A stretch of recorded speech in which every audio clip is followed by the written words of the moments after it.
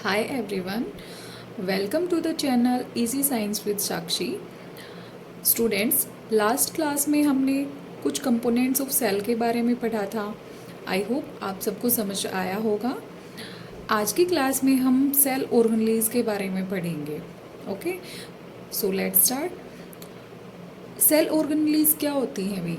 Cell organelles हमारे cell के अंदर कुछ ऐसे स्पेशलाइज स्ट्रक्चर्स होते हैं जो कि क्या करते हैं, अपना अपना डिफरेंट स्पेसिफिक फंक्शन परफॉर्म करते हैं, जिसकी वजह से क्या होता है, हमारा सेल सरवाइव कर पाता है, ग्रोथ करता है और रिप्रोड्यूस करने में हेल्प मिलती है इनसे। ओके, तो हमारी फर्स्ट सेल ऑर्गेनेल है एंडोप्लाज्मिक रेक्टिकुलम। इसको शॉर्ट में हम ER से भी रिप्रेजेंट कर सकते हैं।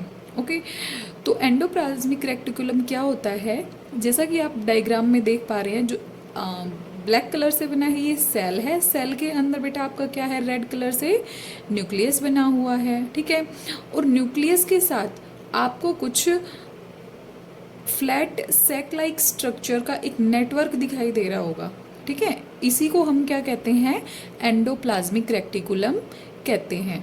अब आप देख पा रहे होंगे कहीं कहीं हमें एंडोप्लाज्मिक रेक्टिकुलम पे कुछ डॉट लाइक स्ट्रक्चर नज़र आ रहे हैं। इनको हम क्या कहते हैं, राइबोसोम।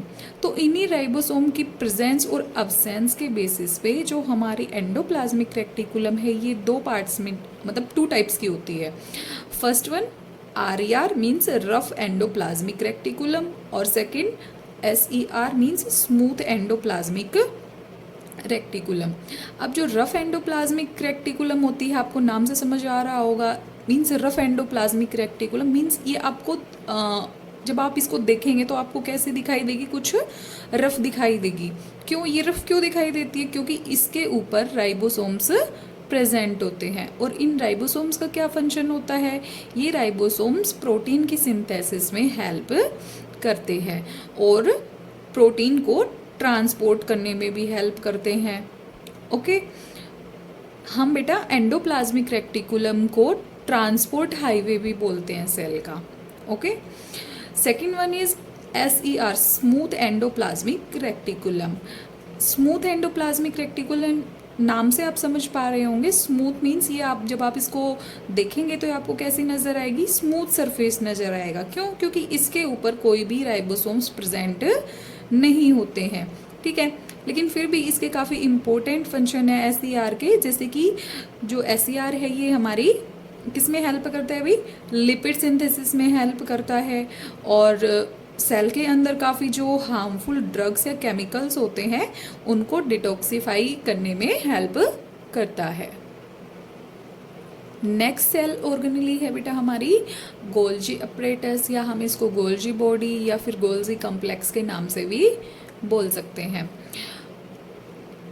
इसका जो नाम है बेटा वो जो इसका डिस्कवरर है जिनका नाम है कैमिलो गोल्गी, इनके नाम पे ही इस जो सेल ऑर्गेनेली है इसका नाम पड़ा था गोल्जी अपरेटस। ओके, अभी आप डायग्राम में देख पा रहे होंगे ये रेड कलर से न्यूक्लियस है, बाकी एंडोप्लाज्मिक रेक्टिकुलम है ब्लैक कलर से, और उसके साथ में आपको येलो कलर से जो रिप्रेजेंट हो रखे हैं, मीन्स कुछ फ्लैट लाइक स्ट्रक्चर्स हैं जिनका एक स्टैक बना हुआ है। ठीक है, इन्हीं को हम क्या कहते हैं, गोल्जी अपरेटस कहते हैं। ओके ओके, अभी जो गोल्जी अपरेटस है इसके क्या क्या फंक्शन होते हैं भाई? इसके फंक्शन देखो, जैसे एंडोप्लाज्मिक रेक्टिकुलम ने क्या किया, प्रोटीन बनाए, लिपिड्स बनाए, है ना।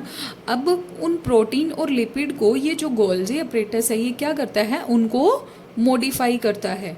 मीन्स उनमें जो भी चेंजेस करने होते हैं वो मॉडिफिकेशन ये करता है। उसके बाद चेंजेस करने के बाद अब ये क्या करेगा, उन प्रोटीन और लिपिड को क्या करेगा भाई, वेसिकल्स के अंदर इनको पैक करेगा। अभी पैकिंग भी हो गई है, पैकिंग के बाद ये क्या करेगा, इनको ट्रांसपोर्ट करेगा। सेल के किसी पार्ट को रिक्वायरमेंट है तो उसके वहाँ तक पहुँचाएगा, और अगर सेल से बाहर रिक्वायरमेंट है तो ये सेल के बाहर भी इनका ट्रांसपोर्ट करेगा।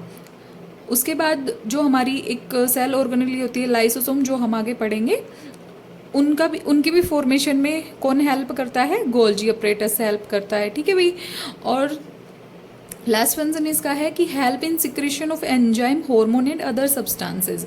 जो गोल्जी अपरेटस है वो हमारी एंजाइम के सिक्रेशन में, हार्मोन के सिक्रेशन में और अदर मैनी अदर सब्सटेंसेस के सिक्रेशन में हेल्प करता है। ओके, थर्ड सेल ऑर्गेनेली है हमारी लाइसोसोम। लाइसोसोम क्या होते हैं भाई? हमारे छोटे छोटे मेम्ब्रेन बाउंड सेल ऑर्गेनेलीज होते हैं, ठीक है, जिनके अंदर क्या होते हैं? डाइजेस्टिव एंजाइम्स प्रेजेंट होते हैं। ओके, और ये डाइजेस्टिव एंजाइम कौन बनाता है भाई? आरईआर मीन्स हमारी रफ एंडोप्लाज्मिक रेक्टिकुलम बनाती है। ये नीचे डायग्राम बना रखा है जो कि सेल है, और सेल के अंदर आपको कुछ स्फेरिकल शेप का स्ट्रक्चर नजर आ रहा होगा। ये क्या है? हमारा लाइसोसोम। और इसके अंदर कुछ डॉट डॉट लाइक स्ट्रक्चर बने हुए हैं, ये हमारे क्या है? डाइजेस्टिव एंजाइम्स प्रेजेंट है इसके अंदर। ओके, अभी हम लाइसोसोम के कुछ फंक्शंस देख लेते हैं। जैसे कि ये क्या करता है? सेल के अंदर जो भी फूड पार्टिकल्स होते हैं उनको डाइजेस्ट करने में हेल्प करता है। और अगर हमारे सेल के अंदर कोई फॉरेन पार्टिकल्स आते हैं, लाइक बैक्टीरिया हो गया, वायरस हो गया, उनको डिस्ट्रॉय करता है। थर्ड क्या है भाई? जो कोई सेल डैमेज हो गई है या ख़राब हो गई है, ठीक है, या कोई डिफेक्ट आ गया है सेल ऑर्गेनेली के अंदर, उनको क्या करता है? सेल से रिमूव करता है, ठीक है। इस तरीके से ये क्या करता है? लाइसोसोम जो है सेल को क्लीन रखने में हेल्प करता है। ओके, अभी एक इक्वेशन है जो कि डायरेक्ट पूछा जाता है कि लाइसोसोम को सुसाइडल बैग क्यों बोला जाता है? लाइसोसोम को सुसाइडल बैग इसलिए बोला जाता है कि अगर सेल के अंदर या फिर सेल हमारा डैमेज हो जाता है, मीन सेल के अंदर काफ़ी सारी सेल ऑर्गेनेलीज डैमेज हो जाती हैं, ठीक है, तो लाइसोसोम क्या करता है? ब्रस्ट हो जाता है, और इसके जो एंजाइम्स होते हैं वो क्या करते हैं? खुद के सेल्स को ही, मीन्स लाइसोसोम के जो सेल्स होते हैं उन्हीं को डाइजेस्ट कर लेते हैं, उन्हीं को खा जाते हैं। इसलिए इसको क्या कहा जाता है? सुसाइडल बैग कहा जाता है। ओके, नेक्स्ट सेल ऑर्गेनेली है हमारी माइटोकॉन्ड्रिया। ओके, जो माइटोकॉन्ड्रिया होता है वो हमारा double membrane bound cell organelle है। मींस माइटोकॉन्ड्रिया 2 मेम्ब्रेन से कवर होती है। ओके, इसकी जो अंदर वाली इनर वाली मेम्ब्रेन होती है भी, उसके अंदर डीप इनफोल्डिंग्स होते हैं, जिनको हम क्या कहते हैं? क्रिस्टे कहते हैं। क्या कहते हैं? क्रिस्टे कहते हैं।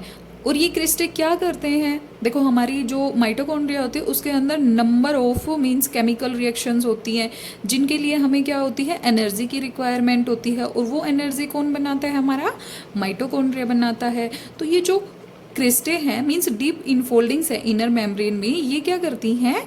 Surface increase the surface area for energy production. Energy के प्रोडक्शन के लिए सरफेस एरिया को इंक्रीज करती है, ताकि ज़्यादा से ज़्यादा एनर्जी बन सके।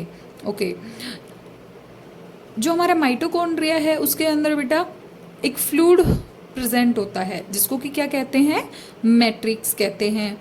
और जो माइटोकॉन्ड्रिया है आपका, इसको पावर हाउस ऑफ सेल कहा जाता है। क्यों कहा जाता है इसको पावर हाउस ऑफ सेल?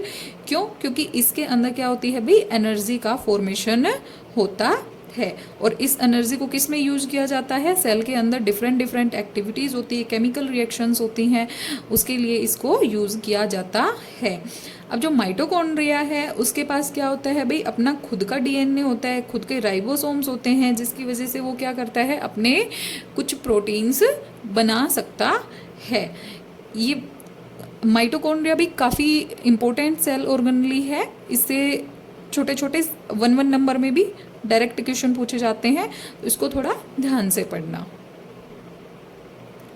ये हमारा माइटोकॉन्ड्रिया का डायग्राम है, जिसके अंदर आप देख पा रहे होंगे आउटर मेम्ब्रेन है, इनर मेम्ब्रेन है। जो इनर मेम्ब्रेन है देखो, उसके अंदर इनफोल्डिंग्स है, जिसको क्या कहते हैं? हम क्रिस्टे कहते हैं, ठीक है। और इनर मेम्ब्रेन के अंदर कुछ फ्लूइड प्रेजेंट है, जिसको क्या बोला गया है? मैट्रिक्स बोला गया है।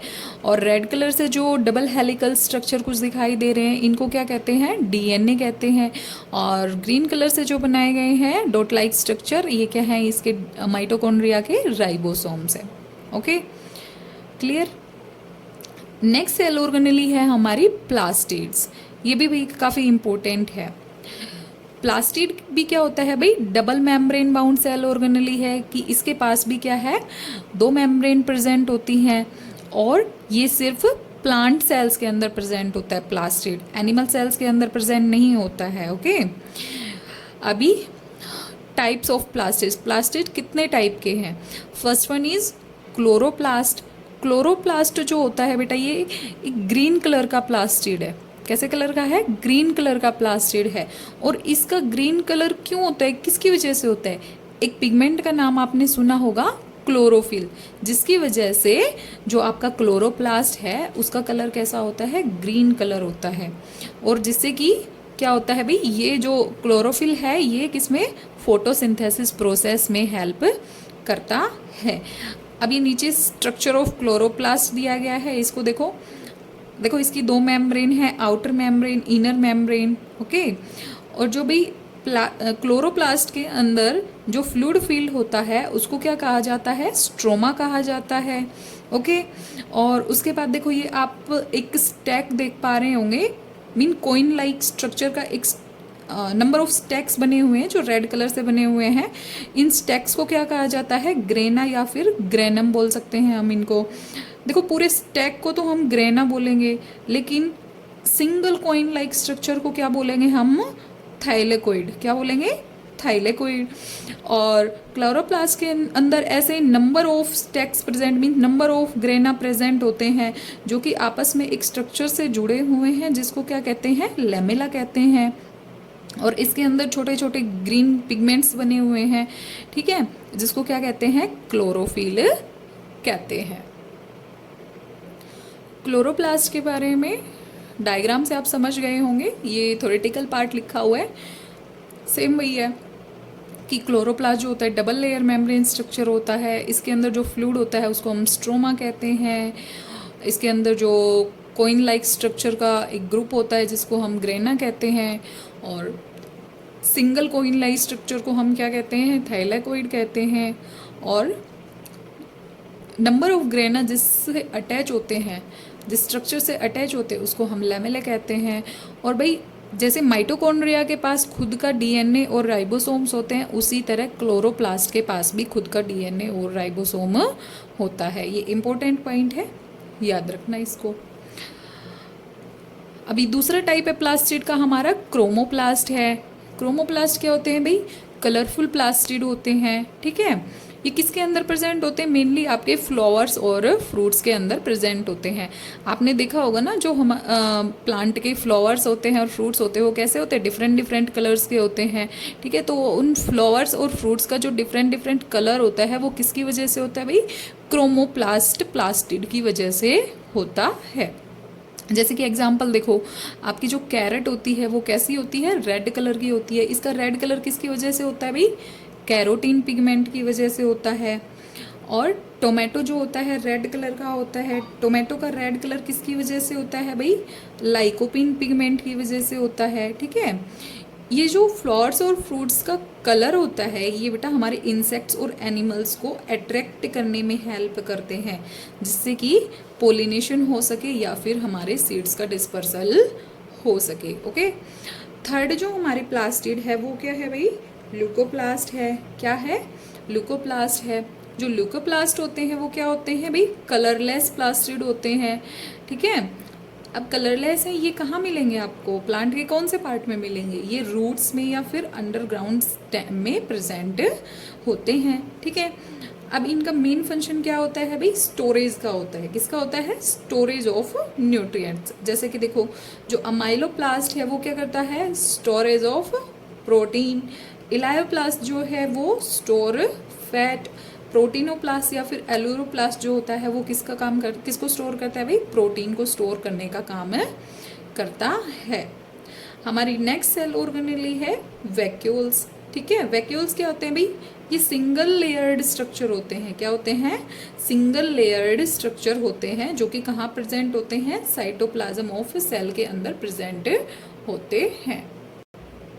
अभी जो वैक्यूल्स होते हैं इनका क्या काम होता है बेटा? जो वैक्यूल है वो वाटर को स्टोर करते हैं, मिनरल्स को स्टोर करते हैं या फिर रिजर्व फूड को स्टोर करते हैं, ठीक है।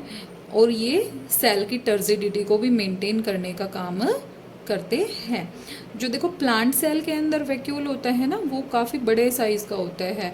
नियर अबाउट 80 to 85% जो है आपका सेल का एरिया वैक्यूल कवर अप करके रखता है।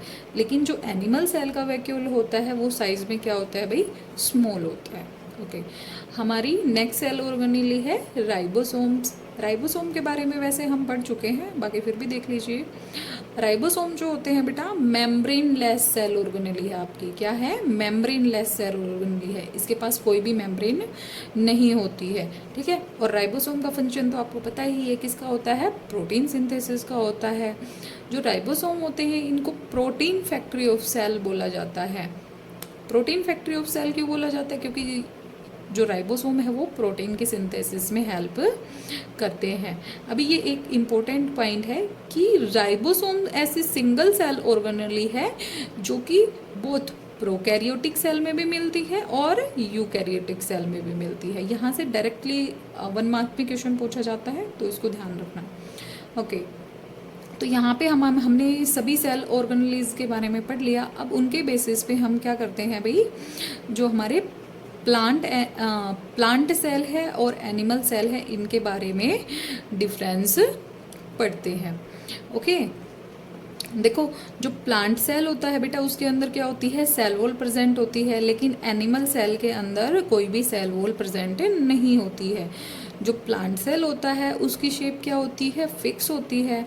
लेकिन जो एनिमल सेल होता है उसकी क्या कैसे शेप होती है भाई, इरेगुलर शेप होती है या फिर समहाउ राउंड शेप होती है उसकी। ओके, जो प्लांट सेल होते हैं उसके अंदर क्लोरोप्लास्ट प्रेजेंट होता है, क्योंकि प्लांट्स जो हैं वो क्या करते हैं भाई, फोटोसिंथेसिस करते अपना खाना बनाते हैं। लेकिन जो एनिमल सेल है उनके अंदर कोई क्लोरोप्लास्ट नहीं होती है, ठीक है। प्लांट सेल के अंदर जो होता है भाई लार्ज साइज वैक्यूल होता है, लेकिन जो एनिमल सेल होता है उसके अंदर स्मॉल साइज का वैक्यूल होता है। प्लांट सेल के अंदर सेंट्रोसोम अब्सेंट होते हैं, एनिमल सेल के अंदर सेंट्रोसोम प्रेजेंट होते हैं। और प्लांट सेल के अंदर बेटा जो फूड स्टोर होता है वो किसकी फॉर्म में होता है, स्टार्च की फॉर्म में। मींस जैसे फोटोसिंथेसिस की हेल्प से फूड बना, ठीक है, जितना प्लांट ने यूज़ करना था यूज़ कर लिया, बाकी जो फूड बचता है उसको किस फॉर्म में स्टोर करेगा, तो वो किस फॉर्म में स्टोर करता है भाई, स्टार्च की फॉर्म में, ठीक है। इसी तरीके से एनिमल्स के अंदर जो फूड स्टोर होता है वो किसकी फॉर्म में होता है भाई, ग्लाइकोजन की फॉर्म में होता है, ठीक है। जो प्लांट सेल है उसका साइज कैसा होता है भाई, लार्ज साइज होता है। और जो एनिमल सेल है उसका साइज कितना होता है भाई, छोटा होता है as compare to plant cell. इस चैप्टर का ये लास्ट टॉपिक है सेल डिवीज़न, काफ़ी इम्पोर्टेंट है, इसको ध्यान से पढ़ना। ओके, सेल डिवीज़न क्या होता है भाई, जैसे हमारी सेल है, ठीक है, वो डिवाइड करके क्या करेगी भाई, नई सेल बनाएगी। जैसे कि एक पेरेंट सेल है, ठीक है, वो डिवाइड करके क्या करती है भाई, न्यू सेल्स बनाती है। मीन्स उसके बाद क्या बनेगा, पेरेंट सेल से उसकी डॉटर सेल का फॉर्मेशन होगा। अब सेल डिवीज़न क्यों इम्पोर्टेंट है, ठीक है, क्यों इम्पोर्टेंट है भाई, हमारी बॉडी की ग्रोथ के लिए, ठीक है, या फिर जो सेल पुराने हो गए हैं या फिर डेड हो गए हैं या फिर कोई सेल इंजर्ड हो गए हैं उनको रिप्लेस करने के लिए, या फिर रिप्रोडक्शन के लिए हमें गैमेट्स की रिक्वायरमेंट होती है, उसके लिए क्या होता है भाई, सेल डिवीज़न इम्पोर्टेंट होता है। ओके, अभी जो सेल डिवीज़न होता है वो 2 टाइप्स का होता है, माइटोसिस एंड मियोसिस। जो माइटोसिस है उसको हम क्या बोलते हैं भाई, इक्वेशनल डिवीज़न बोलते हैं। इसको इक्वेशनल डिवीज़न क्यों बोला जाता है, क्योंकि नीचे देखो आप देख पा रहे होंगे, जैसे एक हमारी पेरेंट सेल है और वो डिवीज़न के बाद अपनी 2 डॉटर सेल बनाती है। तो उसके अंदर देखो जो हमारी पेरेंट सेल है उसके अंदर भी 46 नंबर ऑफ क्रोमोसोम है, और जो हमारी डॉटर सेल हैं उनके अंदर भी, दोनों के अंदर क्या है भाई, 46 क्रोमोसोम नंबर है। मीन्स क्रोमोसोम नंबर इसके अंदर कम नहीं होता है, ठीक है। मीन्स डिवीज़न के बाद भी क्या होता है, पेरेंट सेल और डॉटर सेल के अंदर हमारा क्रोमोसोम का नंबर क्या रहता है भाई, सेम रहता है, इसलिए इसको क्या बोला जाता है, इक्वेशनल डिवीजन बोला जाता है। ठीक है। और माइटोसिस डिवीजन के अंदर जो सेल की प्लोइडी है वो भी क्या रहती है, सेम रहती है। ओके। लेकिन जो मियोसिस डिवीजन है उसको क्या बोला जाता है, रिडक्शनल डिवीजन बोला जाता है। क्या बोला जाता है, रिडक्शनल डिवीजन। क्यों बोला जाता है इसको रिडक्शनल डिवीजन, क्योंकि नीचे देखो जो पेरेंट सेल है, पेरेंट सेल से आपकी क्या बन रही है, डॉटर सेल बन रही है। ठीक है। लेकिन जो पेरेंट सेल है उसके अंदर 46 नंबर ऑफ क्रोमोसोम है, लेकिन जो डॉटर सेल है उसके अंदर क्रोमोसोम नंबर कितने रहेंगे भाई, अपने पेरेंट सेल के exactly half number of chromosome रहेंगे। ठीक है। मीन्स क्रोमोसोम नंबर क्या हो जाते हैं, रिड्यूस टू हाफ। ओके, इसलिए इसको क्या बोला जाता है, रिडक्शनल डिवीजन बोला जाता है। ओके। अभी जो माइटोसिस होता है वो किसके अंदर होता है भाई, सोमैटिक सेल्स के अंदर होता है। अब सोमैटिक सेल्स कौन सी होती है भाई, जो आपकी रिप्रोडक्टिव सेल्स होती हैं उनको छोड़ करके आपकी पूरी बॉडी की जो सेल्स हैं वो कौन सी हैं भाई, सोमैटिक सेल्स हैं। ठीक है। तो रिप्रोडक्टिव सेल को छोड़ के जो सोमैटिक सेल्स हैं उनके अंदर, सबके अंदर क्या होता है, आपका माइटोसिस होता है। ठीक है। जो मियोसिस है वो किन के अंदर होता है भाई, रिप्रोडक्टिव सेल्स के अंदर होता है। ओके। माइटोसिस के अंदर भाई, माइटोसिस डिवीजन के बाद जो पेरेंट सेल है वो डिवीजन के बाद कितनी डॉटर सेल बनाती है, 2 डॉटर सेल बनाती है। लेकिन मियोसिस के अंदर कितनी बनती है भाई, 4 डॉटर सेल्स बनती हैं। माइटोसिस में भी chromosome number remain same after sale division, लेकिन जो मियोसिस है उसके अंदर जो हमारा क्रोमोसोम नंबर है वो कितना हो जा रहा है, रिड्यूस टू हाफ। ओके। जो माइटोसिस सेल डिवीजन है इसकी वजह से क्या होता है भाई, आपकी बॉडी की ग्रोथ होती है और रिपेयरिंग होती है। ठीक है। और जो मियोसिस होता है ये किस में हेल्प करता है भाई, रिप्रोडक्शन में हेल्प करता है। ओके। जो माइटोसिस के अंदर जो आपकी डॉटर सेल्स हैं वो किसकी, आइडेंटिकल मीन सेम होती हैं आपकी पेरेंट सेल की, लेकिन मियोसिस के अंदर जो होती हैं आपकी डॉटर सेल होती हैं वो पेरेंट सेल की आइडेंटिकल नहीं होती हैं। ओके। तो यहाँ पे हमारा चैप्टर कंप्लीट होता है। नेक्स्ट चैप्टर हमारा होगा टिश्यू। ओके। आई होप ये चैप्टर आपको समझ आया होगा। ओके। Thank you class. अगर आपको मेरी क्लास पसंद आती है तो आप मेरे चैनल को लाइक, शेयर एंड सब्सक्राइब कर सकते हैं।